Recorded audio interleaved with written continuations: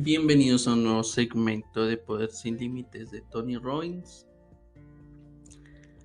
Les recuerdo que nos pueden seguir en YouTube como Lector Oscuro, en Instagram también como Lector Oscuro y en todas las plataformas de podcast, principalmente en Spotify y en Apple Podcasts como Lector Oscuro.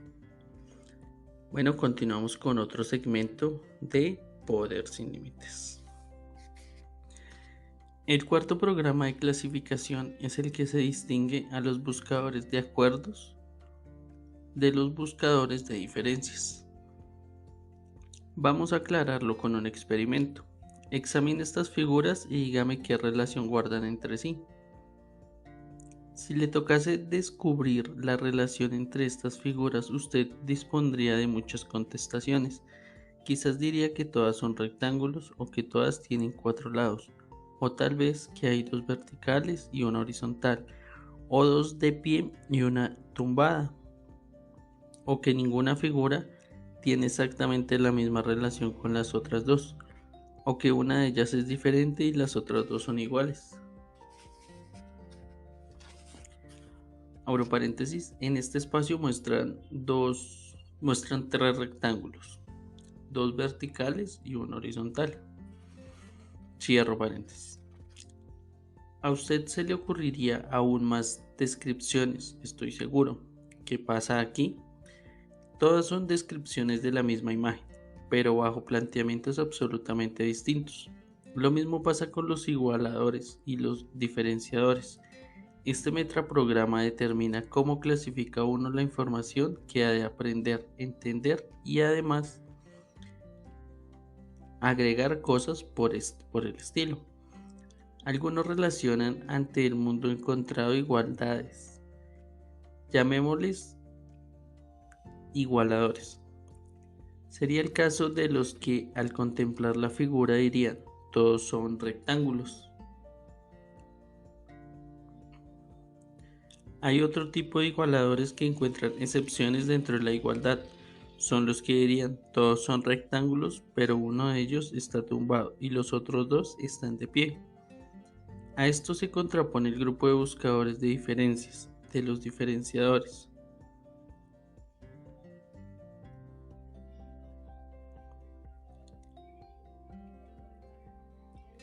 Que a su vez se divide en dos. Unos miran el mundo y ven que todo es diferente. Esos mirarían las figuras y dirían que todas son diferentes y guardan diferentes relaciones entre sí, que no se parece en absoluto. Vamos.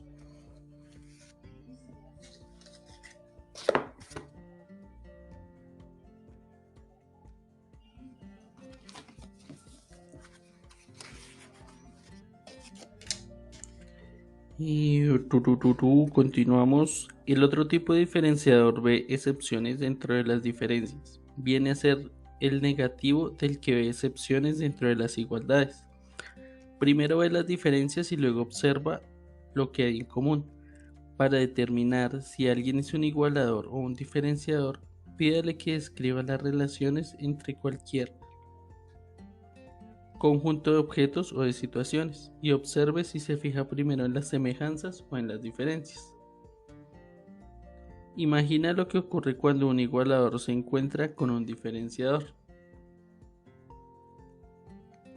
donde el uno dice que todos son iguales, el otro replica, ¿no es verdad? Todos son diferentes. Si el racionamiento del primero es que todos son rectángulos, el del segundo consiste en decir que el grueso de los trazos puede no ser el mismo, o que los ángulos no son perfectamente iguales en los tres cuadriláteros. ¿Quién tiene razón? Los dos, por supuesto, ya que todo depende de la percepción de la persona. Sin embargo, a los diferenciadores suele contestarle más entablar relaciones con los demás debido a su tendencia a buscar diferencias. En su caso, es más fácil el acuerdo con otros diferenciadores. ¿Qué importancia tienen estas distinciones? Voy a ponerle un ejemplo de mi propio negocio. Tengo 5 socios y todos menos uno son igualadores. En general, esto funciona magníficamente. Como nos parecemos, nos llevamos bien, pensamos del mismo modo y vemos las mismas cosas, de manera que en nuestras reuniones se produce un sinergismo estupendo. Todos hablamos al mismo tiempo y proponemos ideas que nos parecen cada vez mejores. A medida que sintonizamos los unos con los otros, vemos lo que ven los demás, ampliamos sus intuiciones y nos estimulamos mutuamente. Hasta que interviene un diferenciador naturalmente, de manera infalible. Él no ve las cosas como nosotros. Cuando los demás creemos que todo encaja, él subraya lo que no encaja. Cuando rebosamos el entusiasmo, él nos interrumpe para decirnos que lo proyectado no va a funcionar. Y luego se queda tan ancho. No quiere escuchar lo que los demás hemos visto y prefiere fijarse en toda clase de dificultades de las que nosotros no queremos ni oír ni hablar. Las demás queremos navegar en el ozono mental, mientras él pretende que el juego vuelva a la casilla de salida diciendo, sí, pero ¿qué me dicen de esto y de esto otro? No es molestia, desde luego que sí. Es un socio valioso, por supuesto. Únicamente se trata de hacerle intervenir en el momento apropiado de nuestro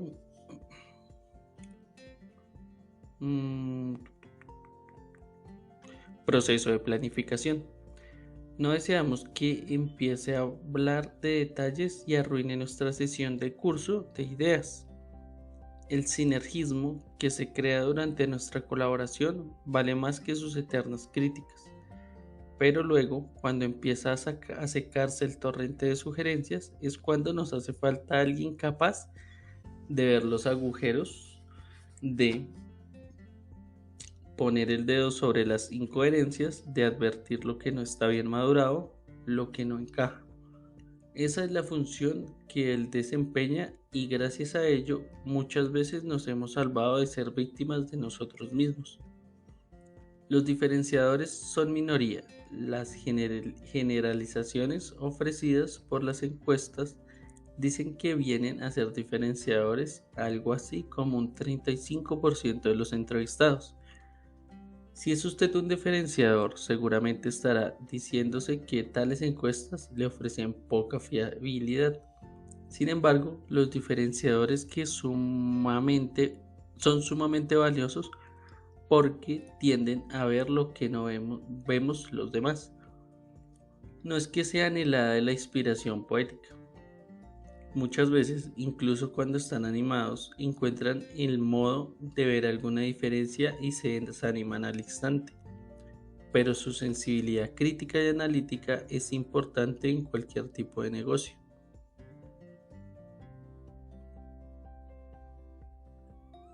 Pensemos en un fracaso comercial gigantesco, por ejemplo, el de la película de La Puerta al Cielo. Quien hubiese tenido la ocasión de mirar entre bastidores habría contemplado un grupo de creativos igualadores provistos de marcos de referencia interna, es decir, moviéndose en bloque hacia su objetivo sin pararse sin pararse a considerar ningún peligro. Necesitaban desesperadamente un diferenciador capaz de exclamar «¡Alto! ¿Qué pasa aquí?», y de comunicar sus dudas de manera que fuesen aceptadas por los marcos internos de referencia de aquellos creativos.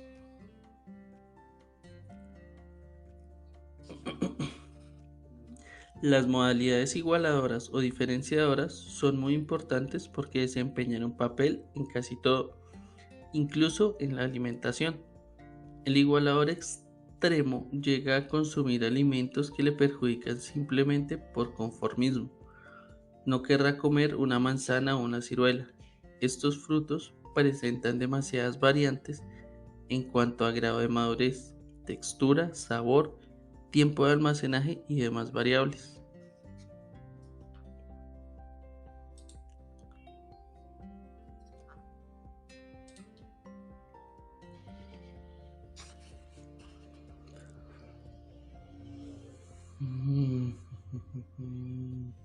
En su lugar, consume conservas o productos industrializados, que no varían jamás. Quizás sean malsanos, pero consuelan al espíritu invariable del igualador. Si uno ofrece un empleo que implica trabajo repetitivo invariable año tras año, ¿contrataría un diferenciador? Desde luego que no. Es preferible un igualador que sea muy feliz en ese puesto, mientras usted no se vea en necesidad de trasladarle. Por el contrario, si el empleo precisara un grado importante de flexibilidad o cambios continuos, querrá fichar a un igualador para ese puesto.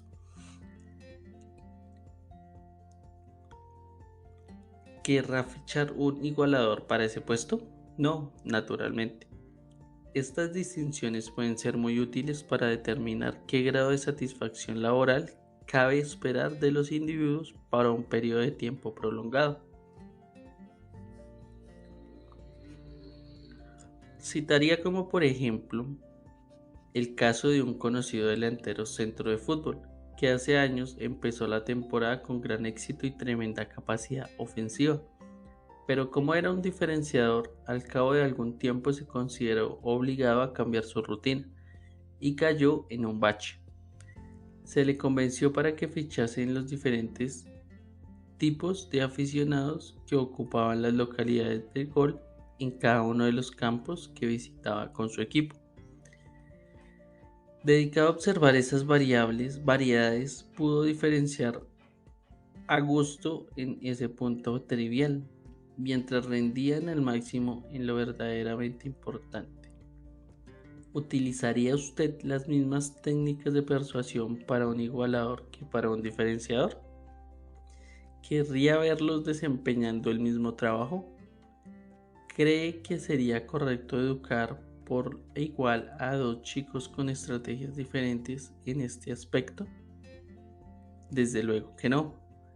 Pero eso no quiere decir que las estrategias sean inmutables. Los seres humanos no son como los perros de Pavlov. Pueden modificar sus estrategias en cierta medida, aunque solo si alguien se molesta en aplicarlas en su propio lenguaje. ¿Cómo hacerlo? Cuesta un esfuerzo tremendo y mucha paciencia convertir el igualador a un diferenciador de toda la vida. Pero uno puede ayudarle a sacar el mayor partido posible de su propio planteamiento, al tiempo que aprende a ser menos criticón y doctrinado. Ese es uno de los secretos del arte de convivir con individuos que sean diferentes de nosotros mismos. Y a la inversa, para los igualadores quizás sea conveniente aprender a distinguir las diferencias, contrarrestando su excesiva tendencia a generalizar. Al igualador puede serle útil aprender a observar las diferencias entre la semana actual y la semana pasada, o entre las ciudades que visita, en vez de asegurar que Los Ángeles se parece mucho a Nueva York. Sepamos también las diferencias son la salsa de la vida. Al igualador y un diferenciador pueden convivir felizmente, seguro, siempre y cuando sepan entenderse mutuamente. De esta manera, cuando se suscite alguna diferencia, sabrán